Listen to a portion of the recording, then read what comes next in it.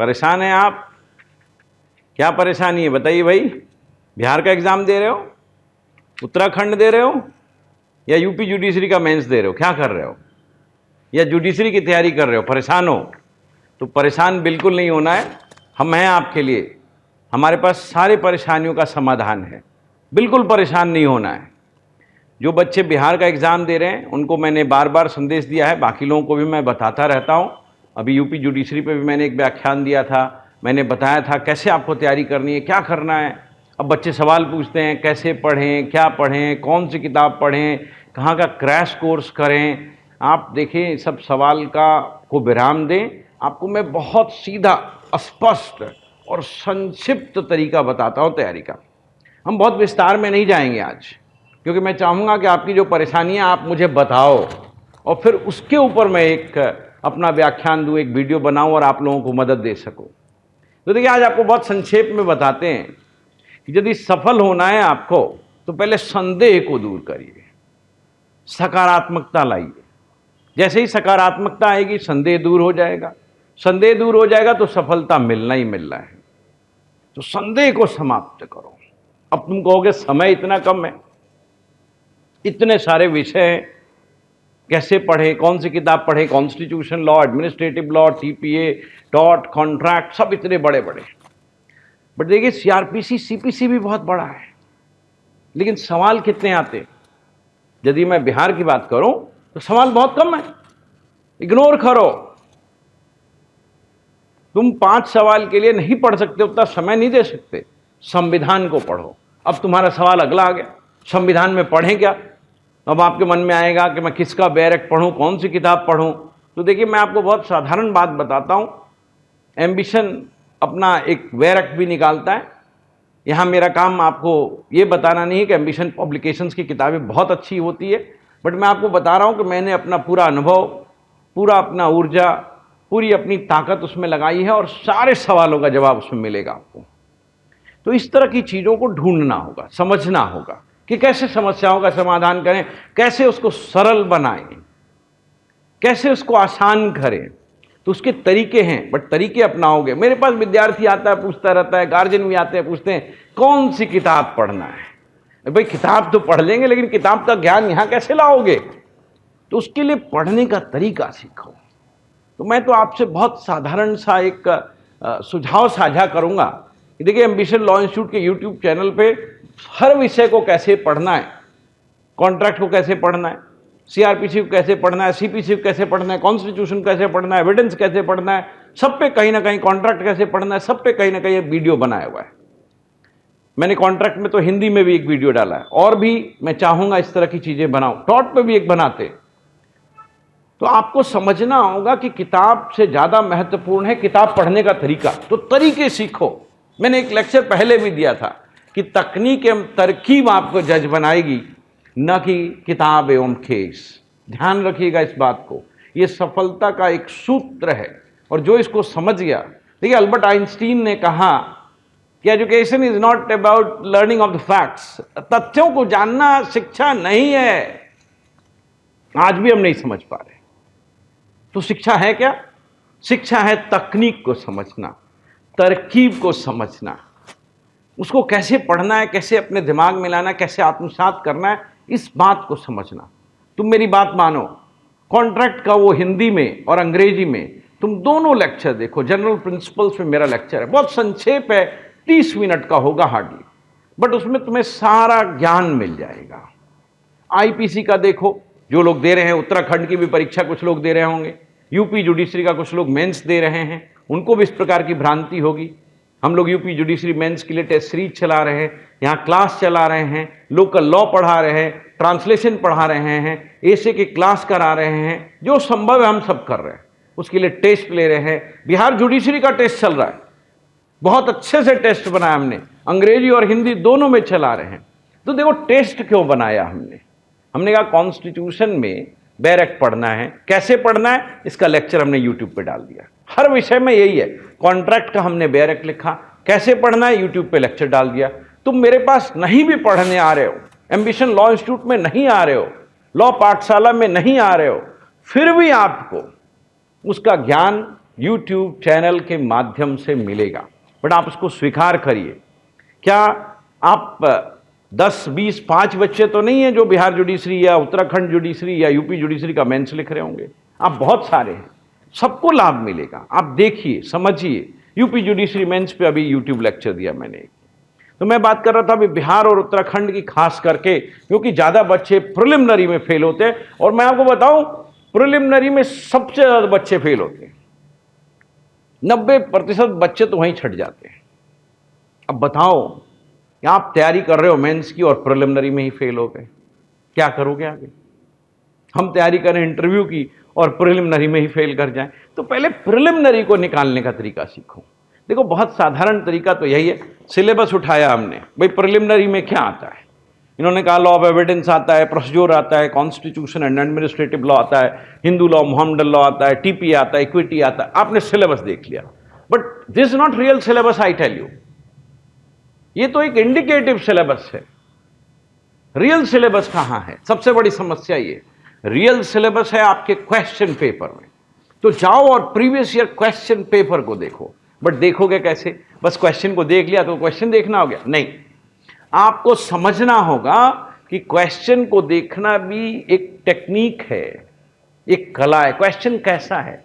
Barrack पे आधारित है, संकल्पनाओं पे आधारित है, मैक्सिम्स हैं उसमें, लैटिन वर्ड्स पूछे गए हैं, क्या वो सबसेक्शन भी पूछ रहे हैं, क्या वो अमेंडमेंट पूछ रहे हैं, वो क्या पूछ रहे हैं, क्या वो तथ्य पूछ रहे हैं किसमें कितनी सजा होती है, क्या वो ये पूछ रहे हैं ये अपराध कैसा होता है, क्या तथ्यात्मक प्रश्न है, क्या संकल्पनात्मक प्रश्न है, क्या लिमिटेशन का सवाल रेज कर रहे हैं, किस चीज का प्रश्न पूछ रहे हैं।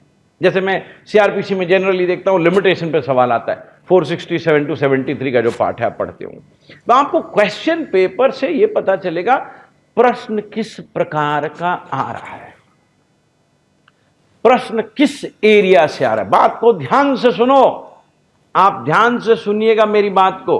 जो भी मेरे मित्र भाई बहन सुन रहे हैं, बंधु सुन रहे हैं, मेरे विद्यार्थी सुन रहे हैं, बात को ध्यान से सुनिएगा। हर व्यक्ति सफल हो सकता है। सफलता और असफलता में बहुत साधारण अंतर है, और अंतर है तकनीक, तरकीब, तन्मयता का। यदि तन्मयता से हम तरकीब और तकनीक से पढ़ेंगे हम बिल्कुल सफल होंगे। तो मैं वही आपको बता रहा था। आपने पहले देखा क्वेश्चन कैसे आते हैं, फिर क्वेश्चन कहां से आते हैं, फिर आपके मन में तीसरा सवाल आएगा, इसका उत्तर कहां मिलेगा। मैंने वही बताया आपको कि देखिए, मैं प्रीवियस ईयर के सारे क्वेश्चंस पे अपने बैरक्ट में जितना लिख सकता था मैंने लिखा है। मेरे से जो संभव था, जो भी बैरक्ट था, सारे बैरक्ट अभी भी उपलब्ध नहीं आ पाए, क्योंकि हो पाए हैं क्योंकि ये बहुत लंबी प्रक्रिया है, बहुत शोध करना पड़ता है, बहुत विचार करना पड़ता है ना। लिखने के पहले बहुत सोचना पड़ता है, क्या लिखें क्या नहीं लिखें। आज ही मैं सोच रहा था बैठ के कि भाई मुझे एक रजिस्ट्रेशन का बैरक्ट यदि लिखना हो तो मैं क्या करूं। तो सबसे पहले दिमाग में आया कि मुझे रजिस्ट्रार के कोर्ट जाना पड़ेगा, रजिस्ट्रार से भी कुछ सवाल पूछने पड़ेंगे कि आपके यहाँ कौन सा एप्लीकेशन होता है सेक्शन का, वहाँ के लॉयर से पूछना पड़ेगा, डीड राइटर से पूछना पड़ेगा, सेल डीड राइटर या गिफ्ट डीड राइटर, जो भी है विभिन्न प्रकार। अभी मैं आपको बताऊं, रजिस्ट्रेशन एक्ट में अपील का मामला आता है सेक्शन 72 में। तो ऐसे चीज़ों को जब तक हम नहीं जानेंगे हम बैरक्ट अच्छा नहीं लिख पाएंगे। तो बहुत लंबी प्रक्रिया है, तो समय लगता है, उसके लिए मैं माफ़ी चाहता हूँ। लेकिन जो बैरक्ट हमारे उपलब्ध है अंग्रेजी माध्यम में, हिंदी माध्यम में साक्ष्य आ चुका है। अभी भारतीय दंड संहिता आ जाएगा, कॉन्ट्रैक्ट एक्ट आ जाएगा, बिहार के एग्जाम के पहले आ जाएगा, उत्तराखंड के एग्जाम के पहले भी आ जाएगा। तो आप ध्यान रखिएगा, हिंदी माध्यम में भी बैरक्ट हम ला रहे हैं। तो कहां से पढ़े, मैंने आपकी समस्या दूर कर दी। वो 100 रुपये 200 रुपये की किताब आती है, तो मैंने आपका काम बहुत आसान कर दिया है। प्रश्न कहां से आएंगे ये भी देख लिया आपने प्रीवियस ईयर क्वेश्चन पेपर में। ध्यान से देखिएगा प्रश्न पत्र, अमेंडमेंट के कितने सवाल, सेक्शंस के कितने सवाल, लैटिन वर्ड्स के कितने सवाल, मिलाने वाले कितने सवाल, नॉट वाले कितने सवाल। बहुत सारे में लिखा था नॉट, अब बच्चा उसे भूल जाता है। सही मिलान नहीं करना, आपको खोजना है गलत कौन सा मिलाया हुआ। तो इस तरह के प्रश्नों का भी ध्यान रखो। बहुत सारे प्रश्न तो आप जानबूझ के गलत कराओगे, तो ये गलतियां मत करना। प्रश्न कहां से आएगा, प्रश्न कैसा आएगा, प्रश्न का उत्तर कहां पाओगे, ये मैंने 3 बातें आपको बता दी। अब आपकी अगली समस्या है, साहब इसको ध्यान कैसे करेंगे, दिमाग में कैसे रखेंगे, समय इतना कम है। तो देखिए, यदि समय कम है तो आप पढ़ाई को सारगर्भित करो, तो पहले तो आप तकनीक एवं तरकीब से अपना काम बहुत आसान कर सकते हो। जैसे मुझे मान लो कोई भी विषय पढ़ना, कोई भी विषय, जैसे मैं संविधान की बात करूं, मुझे संविधान पढ़ना है, मैं देखूंगा संविधान का सवाल कहां से आता है, फंडामेंटल राइट से आता है, डीपीएसपी से आता है, फंडामेंटल ड्यूटी से आता है। अब आपके सामने सवाल आ गया कि आप फंडामेंटल राइट कैसे याद करेंगे 12 to 35, डीपीएसपी कैसे याद करेंगे 36 to 51, था फंडामेंटल ड्यूटीज कैसे याद होंगे 51 है, उसमें भी 11 फंडामेंटल ड्यूटीज है। मैं आपको सार संक्षेप में एक तकनीक की बात बता के जा रहा हूं आज। देखिए फंडामेंटल राइट्स आपने जैसी बात की 12 to 35 कोई बहुत बड़ी बात नहीं है, सबको पता है 12 और 13 जनरल थिंग्स हैं। 12 में स्टेट की परिभाषा है, 13 में वो 4 क्लॉजेज लिखे हैं, लिखा है साहब पहले का लॉ जो बना होगा फंडामेंटल राइट से इनकंसिस्टेंट होगा, समाप्त। 13(1) में पहले का लॉ, 13(2) में बाद का लॉ। देखो एक लय ताल में चल रहा है, स्ट्रक्चर को समझो, स्केलेटन को समझो, ऑर्गेनाइजेशन को समझो। मैं सभी विद्यार्थियों से कह रहा हूं जो अभी प्रारंभिक परीक्षा दे रहे हैं, चाहे उत्तराखंड का हो चाहे बिहार का हो, आप बात को ध्यान से समझो।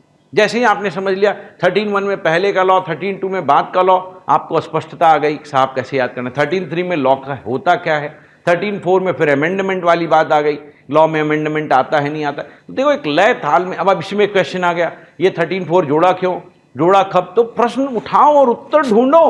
पढ़ने में बहुत आनंद आएगा और याददाश्त बहुत आपकी अच्छी होगी। तो आपको पढ़ने का तरकीब बना। 14 to 18 आप जानते हो इक्वालिटी है। अब आपने पूछा 14 में क्या है। अब देखो सवाल जब सेक्शंस आर्टिकल्स से आते हैं तो उसमें आपको वर्ड्स का ध्यान रखना पड़ेगा। अब एक इंटरव्यू बोर्ड में एक बच्चे से 14 पे एक बच्चे ने कह दिया मैं कॉन्स्टिट्यूशन बहुत अच्छा जानता हूँ। तो एग्जामिनर ने इंटरव्यू बोर्ड ने उससे सवाल पूछ लिया कि अच्छा भाई आर्टिकल 14 क्या है बताओ। अब वो आर्टिकल 14 बताने लगा, आर्टिकल 14 बताने में उसने गलत कर दिया। आर्टिकल 14 में लिखा क्या है, state shall not deny to any person equality before the law और the equal protection of the law within the territory of India. अब उसने और की जगह एंड बोल दिया, एंड बोल दिया, एंड बोल दिया। अब आप देखिए बात को ध्यान से, उसने और की जगह क्या बोल दिया, एंड। तो एग्जामिनर कहा भाई एंड तो नहीं लिखा उसमें। तो आप जब प्रारंभिक परीक्षा के लिए भी पढ़ते हैं तो इस तरह की चीजों पर विशेष ध्यान दीजिएगा।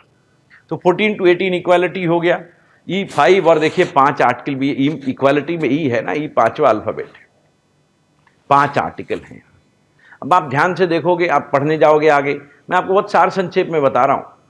15 में कितने क्लॉजेज हैं, 1 + 5 6 क्लॉजेज। 16 में कितने क्लॉजेज हैं, मैं आपको अपनी यादाश्त से बता रहा हूं, अपनी यादाश्त से बता रहा हूं, 7 क्लॉजेज, 1 + 6। हो सकता है हम गलत भी हों, आप ध्यान से उसको देखिए, अन्वेषण करिए।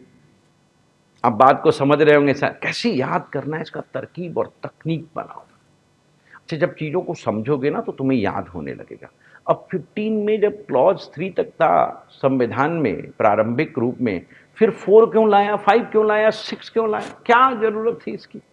अब सोचो, अपने आप से सवाल पूछो, पढ़ने का तरकीब बदल दो। देखो तुम्हारी यादाश्त बहुत तीव्र होगी, तुम परीक्षा में फेल नहीं होगे। ये हर विषय में लागू कर दो।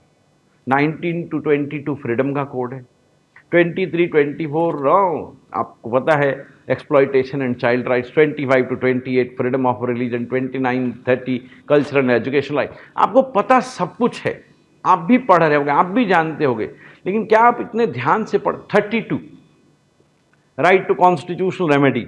अब बताओ राइट टू कॉन्स्टिट्यूशनल रेमेडी में 5 रिट है, 3 + 2 5, 5 रिट्स हैं। बट क्या 5 ही रिट इशू हो सकते हैं, नहीं, कई सारे और भी रिट्स इशू हो सकते हैं। क्या सुप्रीम कोर्ट के अलावा भी कोई रिट इशू कर सकता है, बिल्कुल। तो आप सवाल उठाओ, पूछो और उत्तर दो, मजा तभी आएगा। अब 154 को पढ़ने के लिखा है मार्जिनल नोट में, no information in cognizable cases, और अंदर लिखा है ऑफेंस। अपने आप से सवाल पूछो, ये केस क्यों लिखा है हेडिंग में, क्यों अंदर में ऑफेंस लिखा है।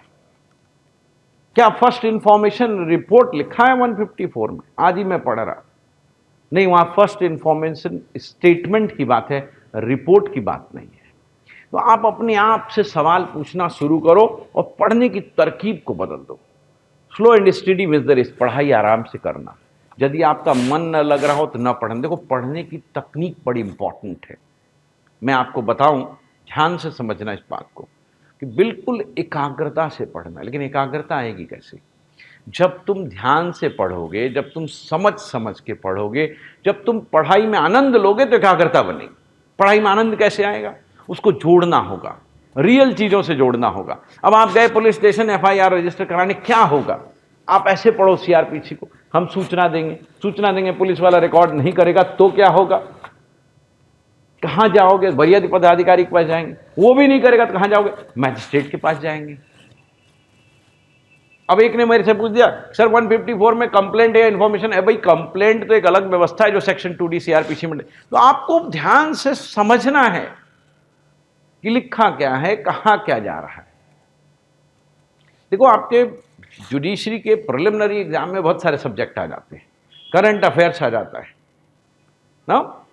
तो आपको ध्यान देना है कि आपको सिर्फ लॉ नहीं पढ़ना है, आपको भी पढ़ना है और समय को उसी प्रकार से विभाजित करना है। जैसे आप बिहार का एग्जाम देखें, कॉन्स्टिट्यूशन के 20 सवाल, एडमिन लॉ के 20 सवाल, टीपीए के 15 सवाल, कॉन्ट्रैक्ट के 9-15 सवाल, टॉट के आप उसी तरह से समय विभाजित करो। सीआरपीसी के 5 ही सवाल आ रहे, सीपीसी के 5 ही सवाल आ रहे हैं, एविडेंस के 5। आप सीआरपीसी, सीपीसी, एविडेंस में परेशान मत हो।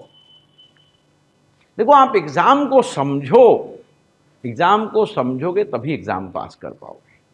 जीके के लिए क्या करें भाई? आप अखबार पढ़ो, नहीं पढ़ पाए हो अबादत डालो, समाचार सुनो। मैं कई बार ये बात कहता हूं लोगों को, देखो आप समाचार सुनते रहोगे, अखबार पढ़ते रहोगे, देख आपको स्टोरी बनेगी दिमाग में, याददाश्त बहुत तेज होगा।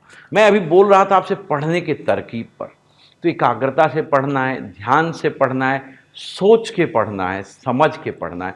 और यदि आप पढ़ना सीखना चाहते हैं, आप देखिए सबसे पहले पढ़िए शिक्षक की तरह। मैं जब कोई सेक्शन पढ़ूंगा, मैं उसको बहुत गहराई से पढ़ूंगा, ध्यान से पढ़ूंगा। गहराई से अभी प्रिलिमिनरी के लिए मत पढ़ने लगना, नहीं तो गहराई में चले जाओगे और प्रिलिमिनरी रह जाएगा। प्रिलिमिनरी एक सतही एग्जामिनेशन होता है, ये मेंस एग्जामिनेशन नहीं है। प्रिलिमिनरी ओशियानिक, ये सागरीय परीक्षा है, ये गहराई में जाने के लिए नहीं कह रहा है ऊपरी स्तर पे आपको सारी जानकारी होनी चाहिए। तो इस बात का विशेष ध्यान रखना, बहुत अंदर नहीं जाना है, बट आपको समझ बनाने के लिए, आपको समझ बनाने के लिए बात ध्यान रखनी पड़ेगी कि हम जो है इसको ध्यान से पढ़ें। तो आप जो है एकाग्रता से पढ़िए, ध्यान से पढ़िए, प्रश्न पूछिए। अब जैसे मैंने अभी आपको बोला फंडामेंटल राइट यदि मुझे पढ़ना होगा तो मैं क्या करूंगा? देख, तो मेरे आर्टिकल आपको बता दिए। देखो, फंडामेंटल राइट्स में ना आपको क्वेश्चंस रेज करने हैं। Who has this fundamental right? Against हुम आई हैव फंडामेंटल? किसके खिलाफ, किसको प्राप्त है, क्या प्राप्त है, ये सकारात्मक है, नकारात्मक है, क्या इस पर कोई निर्बंधन लगा हुआ है या ये बिल्कुल एब्सोल्यूट है, नो निर्बंधन विहीन है। जैसे बहुत जगह निर्बंधन, आर्टिकल 19 में आपने पढ़ा freedom of speech and expression, तो जैसे ही हमने कहा every citizen of India has right to freedom of speech and expression, आपने सवाल पूछा साहब क्या है ये फ्रीडम? जो फ्रीडम का सवाल आ गया, to speak, freedom of speech and expression में बोलने का अधिकार है, टू असेंबल पीसफुली ना। अब उस पर क्या क्या रिस्ट्रिक्शन है, तो उसमें रिस्ट्रिक्शन आ गया। लेकिन हर आर्टिकल में, आर्टिकल 14 में कोई रिस्ट्रिक्शन ऐसा देख रहे हैं आप? नहीं देख रहे हैं, नहीं देख रहे। आर्टिकल 15 में 5 आधार हैं, 5 प्रकार के ग्रुप्स हैं। तो देखो, पढ़ने की तकनीक बनाओ, इंटरेस्टिंग बनाओ। मैंने कहा आर्टिकल 15 में 5 प्रकार के लोग हैं। कौन है भाई 5? SC, ST, SC, BC, women, children, है ना 5? 15 में 5। फिर आपने race, religion, caste, sex, place of birth, 5। आपने एक तरीका बनाया, तरीका बदलो, तकनीक बदलो, तकदीर बदलो। तरीका बदलो, तकनीक बदलो, तकदीर बदलो। तो यदि इसको नहीं समझोगे तो तुम्हारी पढ़ाई की प्रक्रिया बहुत लंबी हो जाएगी। मैं नहीं चाहता हूं तुम्हारे साथ ऐसा हो। मैंने कहा आप और भी चीजों पर ध्यान दो, ब्रेक्स भी लेना है आपको, सवाल बनाओ, परीक्षा दो। देखो, हम लोग तो परीक्षा कंडक्ट करा रहे हैं बिल्कुल बिहार जुडिशरी के एग्जाम की तर्ज पर। यहां हम उसका क्लास में एक्सप्लेनेशन भी दे रहे हैं, ऑनलाइन ऑफलाइन परीक्षा चल रही है, हिंदी और अंग्रेजी में चला रहे हैं, बहुत कम कीमत पे टेस्ट ले रहे हैं। क्यों ले रहे हैं, क्यों कर रहे हैं? मुझे पता है कि बहुत सारे विद्यार्थी दिल्ली नहीं आ सकते, तो मैं उनकी सुविधा के लिए, उनके लिए, लेकिन विद्यार्थी शायद बहुत सारे लोग इस बात को नहीं समझ पाते हैं, उनको पता ही नहीं कि उनके लिए क्या कर रहे हैं। तो एग्जाम दो, परीक्षा दो। देखो, तुम्हारी परीक्षा यहां पर जो होगी एम्बिशन लॉ इंस्टीट्यूट में, वो तुम्हें एग्जाम के लिए तैयार कर। अब तुम्हारी जो गलतियां होगी तुम समझ जाओगे, तुम इंप्रूव करोगे कि मुझे सेक्शन याद होता या सेक्शन का शब्द नहीं याद होता या क्या समस्या आती है, तुम्हें सब पता चल जाएगा। तुम्हें सब जानकारी मिल जाएगी। तो तुम अपने फॉल्ट्स को पहले ढूंढो, तभी तो सफलता प्राप्त करोगे। अब तुम एग्जाम ही नहीं दे रहे हो तो तुम्हें अपनी गलतियां कहां पता चली? गलतियां नहीं पता चली तो तुम सुधार कैसे करोगे? सुधार नहीं करोगे तो सफल कैसे होगे? तो तुम्हें ये बात समझना पड़ेगा कि सिर्फ ये पता कर लेने से क्या पढ़ना है, कैसे पढ़ना नहीं होगा, परीक्षा भी देना होगा। उससे तुम्हें एक धक्का लगेगा जब तुम्हारे एग्जाम अच्छे नहीं होंगे या तुम कोई समस्या फेस करोगे तो तुम उसका सुधार अभी कर पाओगे, क्योंकि अभी तुम्हारी परीक्षा में देर है। यदि उत्तराखंड दे रहे हैं तो भी आपके पास महीने भर का समय है, बिहार दे रहे हैं तो भी आपके पास ज़्यादा समय है, 2 महीने का लगभग समय बाकी है। तो आप समझिए बात को, ये तकनीक तरकीब आपका तकदीर बदलेगी। आपकी जो जो समस्याएं हों, देखो मैं बहुत लंबा बोलूँगा तो शायद तुम नहीं सुनोगे, तुम्हारी जो जो समस्याएं हैं, जो जो कंसर्न है, आप मुझसे पूछो। एक टाइम टेबल बना लो, भाई इतने दिन में ये करना है मुझे, समय अनुसार। जैसे मैंने कहा कॉन्ट्रैक्ट में 15 नंबर के सवाल, अब कॉन्स्टिट्यूशन में 20 और सीआरपीसी में 5, तो उसी प्रकार से आप इसको करो। मेरी बात को मानो, समझो, पढ़ने का तरीका बनाओ, ध्यान से पढ़ो, एकाग्रता के साथ पढ़ो, फोन छोड़ो, तुम्हें पढ़ना है किताब पकड़ो, डायरेक्ट देखो, प्रश्न पत्र से शुरुआत करो। कहते हैं एग्जाम की तैयारी सबसे अच्छी होती है जब आप अंत से शुरुआत करते हैं, तो आप प्रश्न पत्र से तैयारी शुरू करिए और फिर देखिए, और प्रश्न पत्र पे ही तैयारी खत्म करो। देखो तुम्हारी तैयारी कैसी होती है। मुझे लगता है आज के लिए इतना ही काफी है। आप हमारे एम्बिशन लॉ इंस्टीट्यूट के यूट्यूब चैनल को सब्सक्राइब करो, उस पर बहुत सारे लेक्चर ऐसे हैं जो तुम्हारे को किसी भी विषय में बहुत आमूल चूल परिवर्तन बताएंगे और तुम्हारे पढ़ने का तरीका बदल देंगे। वो गिफ्ट है तुम्हारे लिए। लॉ पाठशाला को ज्वाइन करो, उसमें हिंदी में आते हैं लगातार हमारे अपडेट्स, हम भी उस पर बोलेंगे, हम उसी के लिए बोल रहे हैं। एम्बिशन लॉ इंस्टीट्यूट को भी ज्वाइन करो, लॉ पाठशाला को भी, जिनको हिंदी में देखना है वो लॉ पाठशाला ज्वाइन करें। हमारे इंस्टाग्राम पे भी हमारा लीगल न्यूज आता है, फेसबुक पे भी आता है, आप विजिट तो करो। आप देखो, चीजें लेने के लिए आपको पहुंचना पड़ेगा नदी के किनारे, आपको जाना पड़ेगा कुएं तक। प्यासे को कुआं पे जाना पड़ता है, कुआं के पास चल के नहीं आता है दोस्त। तो बात को समझो, मैंने आपके लिए तो बना दिया। ये चैनल किसके लिए बनाए? आपके लिए बनाए। आपकी जो जो समस्याएं हो, कंसर्न हो, वो लॉ पाठशाला चैनल पे हिंदी के विद्यार्थी लिख सकते हैं, बता सकते हैं। मैं उन चीज़ों पे आगे वीडियो बनाऊंगा, समझाऊंगा। आप पिन पॉइंटेड करके, खास करके उत्तराखंड और बिहार जुडिशरी के प्रिलिमिनरी में क्या क्या समस्याएं आ रही है, हमें जरूर लिखिएगा। यूपी जुडिशरी मेंस में क्या क्या समस्या आ रही है जरूर लिखिएगा। हम जहां तक संभव होगा हम आपकी मदद करेंगे। यूपी जुडिशरी का मेंस का टेस्ट भी हम ले रहे हैं, लोकल लॉ पढ़ा रहे हैं, उसके लिए हमने कोर्स बनाया जिसमें इंग्लिश, हिंदी और ये लोकल लॉ का हम कोर्स दे रहे हैं, साथ साथ टेस्ट भी करा रहे हैं। तो देखिए भाई, आप आइएगा तभी तो हम आपकी मदद कर पाएंगे। Is this clear? सबको मेरी बात समझ में आ रही है? चलिए अभी यहीं विश्राम लेते हैं और मैं आपकी सफलता की शुभकामना देता हूं और कामना करता हूं कि आप मेरी बातों को सुनेंगे, ध्यान रखेंगे, अमल करेंगे। Thank you very much.